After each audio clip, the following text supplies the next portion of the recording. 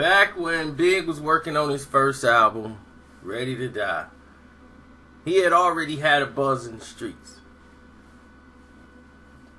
And they trying to complete the album. Diddy had got Nas to get on the joint. He was, man, Nas, man, why don't you come get on this joint, man? And he was like, you know, you and Big, man, y'all, you know what I'm saying, y'all gonna be the kings of the East Coast, man. Y'all gonna help bring the East Coast back on the map. You know what I'm saying? You already the hottest, got the most anticipated album coming on your next joint. Everybody buzzed to hear what Nas gonna do. And he was like, yeah, go in there and work on the booth with, you know, with Big. You know what I'm saying? Get on the track. So Nas and Big, you know, they cool. You know, they used to rap together, so he came out there to go record.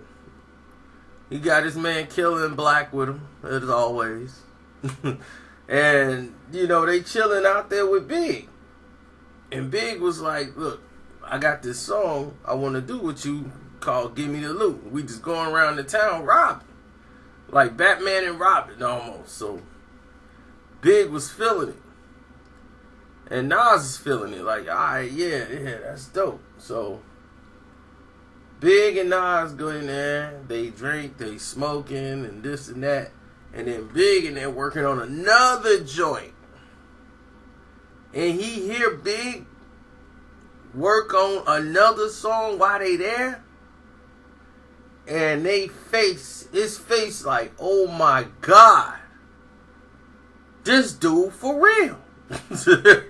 Like, he is lit right now.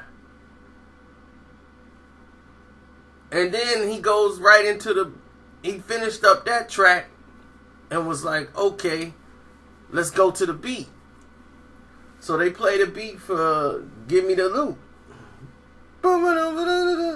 And, you know, Big is sitting there and he ready to go already. And he was like, yeah, so when you get yours, just lace it. I'm finna go in here and drop mine in the booth.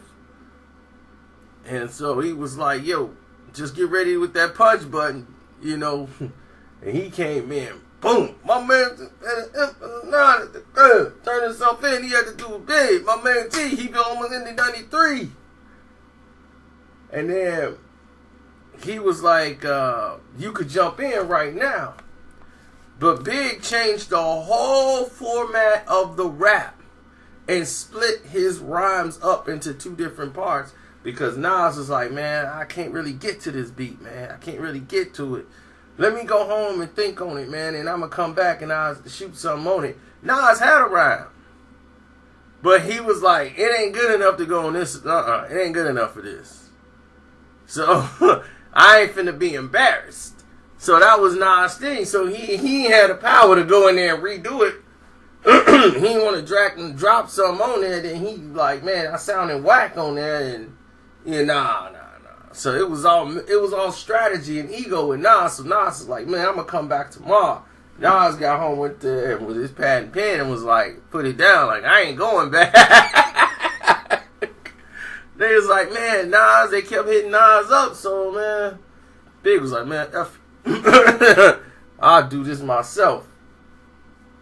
Cause that's how it was at such a crunch time to get it done.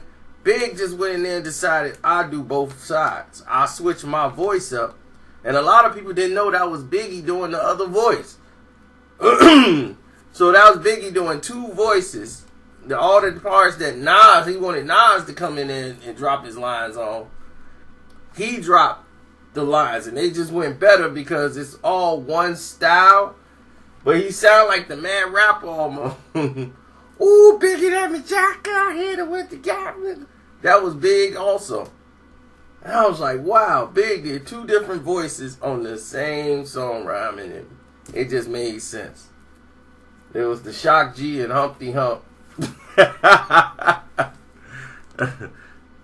The Shock G and Humpty Hump moment. So, yeah, Nas didn't come back. He didn't make the album. So, you know, he made his excuse for it, but he knew, like, man, dude, he's just on fire right now. And that's the truth, man. Nas had to lay it down. I mean, when somebody in a zone, man, there's only so much you can do when an MC is in a zone. You might be a better MC than them, but when they in they having a good moment, where they just dropping heat, they just having that day. And Big, he wasn't just the type of guy that's just having that day. Big can burn a hole through the floor when he's spitting. So when you hear Big go like that, it's like, yo, you're a rapper, like, no, I can't mess, no. That's what made him such a potent MC, is that he put fear in all other rappers. Other rappers be like, yo, I want to rhyme until they hear Big.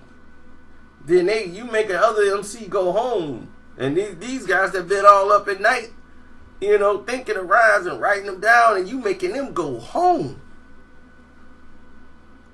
Think about it. All the MCs think they the best in the world. And if you make them think they not, and they making them go home,